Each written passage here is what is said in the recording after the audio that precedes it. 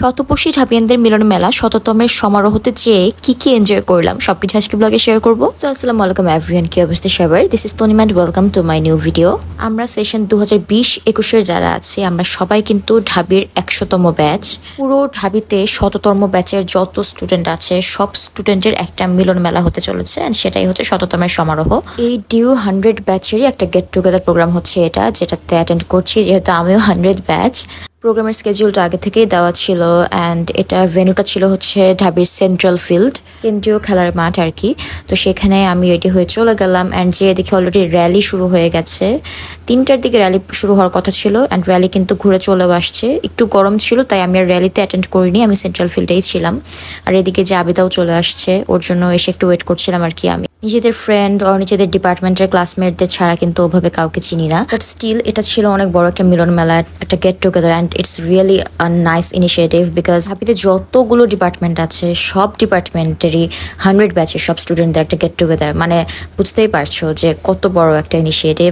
And এখানে কিন্তু একটা গেট টুগেদারের মাধ্যমে একটা মানে জাস্ট পরিচিতি হলো আর কি সবার সাথে সবার। আর আমার এই আউটফিটের সাথে এই লুকটা তোমাদের কাছে কেমন লেগেছে আমি কিন্তু অবশ্যই কমেন্ট করে জানাবে। And here is my close friend Nusrat. ওর সাথে যে কতদিন পরে দেখা হলো, দিন বললেও ভুল হবে, কয়েক মাস হয়ে গেছে দেখা হয় না। আমাদের হ্যাংআউটের প্ল্যান হয়, দেখা করার প্ল্যান হয়, বাট সেটা আর হয়ে ওঠে না।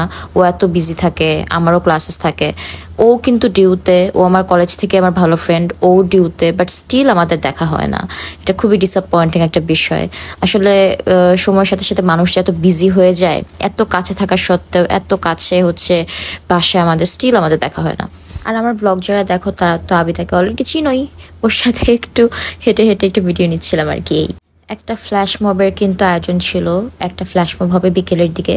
তো ওইটার জন্য হচ্ছে সবাই প্রিপারেশন নিচ্ছিল। তো আমরা আসি স্টেজের এদিকে এসে একটু বসবো ভাবলাম, বাট তখনই ফ্ল্যাশ মবটা স্টার্ট হয়ে যায়, অ্যান্ড আমরা এনজয় করছিলাম flash মবটা।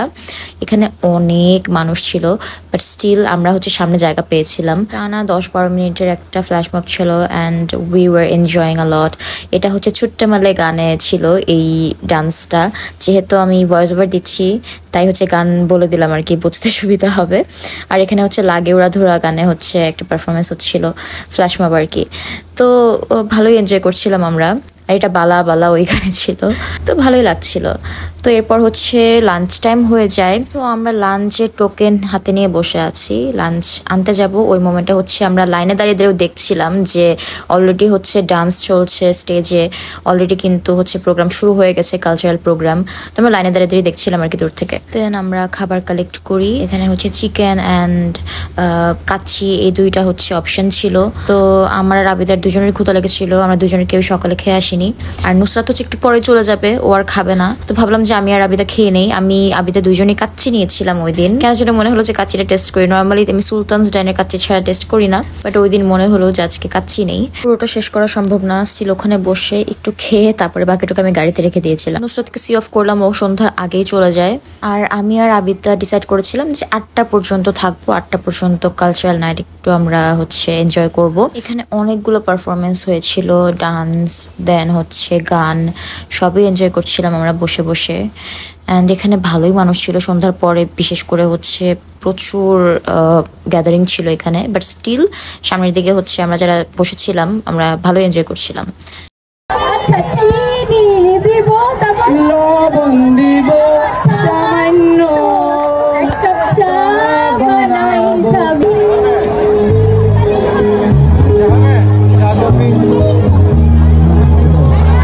How you are feeling?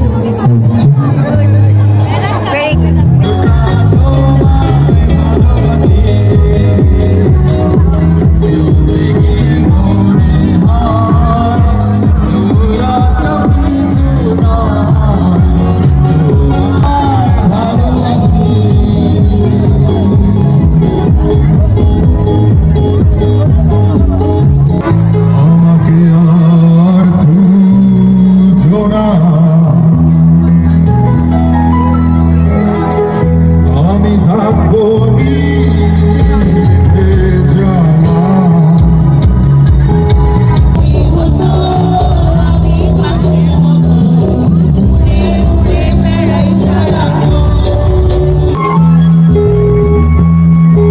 আমরা গানগুলো অনেক এনজয় করছিলাম আর এখানে কিন্তু ডান্সও হচ্ছিল, ডান্সেরও অনেকগুলো ফুটেজ ছিল বাট সব হচ্ছে এখানে অ্যাড করিনি, গানগুলো জাস্ট অ্যাড করলাম। আর এখানে হচ্ছে আমি একটু স্ন্যাপ নিচ্ছিলাম আর অলমোস্ট হচ্ছে আমাদের যাওয়ার টাইম হয়ে যাচ্ছিল, তখনও কিন্তু অনেকক্ষণ হচ্ছে আরও প্রোগ্রাম চলবে। দেন ব্যান্ড আসার কথা ছিল কোনো একটা, I forgot the name, but খুব রেনাউন্ড একটা ব্যান্ড আসার কথা ছিল, বাট অনেক রাত হয়ে যাবে তাই কনসার্টার দেখার প্ল্যান ছিল না।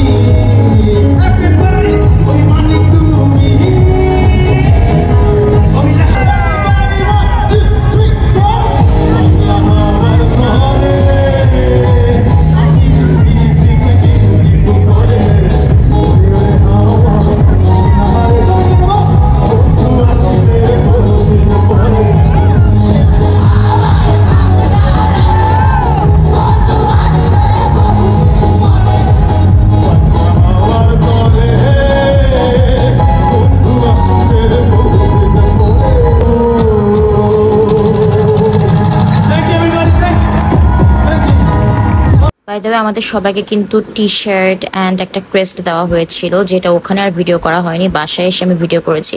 কেমন লাগলো জানিও, ভালো লাগলো অবশ্যই পেজে একটি লাইক দিয়ে দিও। থ্যাংকস ফর ওয়াচিং, আল্লাহ হাফেজ।